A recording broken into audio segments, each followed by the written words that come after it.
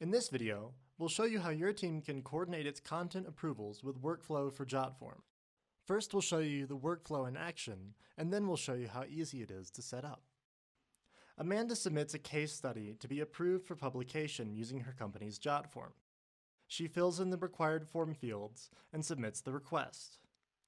Once her JotForm is submitted, the workflow begins and triggers an email in Andrew's inbox. He sees the request and reviews the case study. In this case, he decides he wants a second pair of eyes before publishing, so he reassigns the request to Jennifer.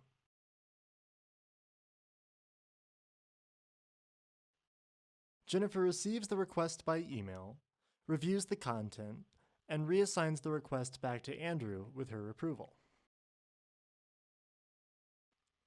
Andrew again receives the request in his email, sees Jennifer's comment, and issues his final approval. Amanda receives an email that her content has been approved.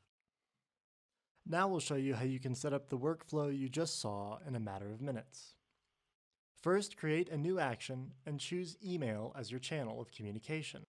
Now link your JotForm, select your form, and the information you would like to include from it in your workflow. Enter in the approval email and customize your message using JotForm variables. You can also customize messages that will be sent to the requester in the events of an approval, denial, or reassignment.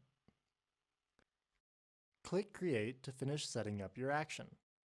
Finally, copy the webhook from your action into the JotForm's webhook integration under Settings. Now your workflow is set up. Anytime this form is submitted, it will trigger a workflow where you and your team can review content right from your email. Do better work together with workflow for JotForm.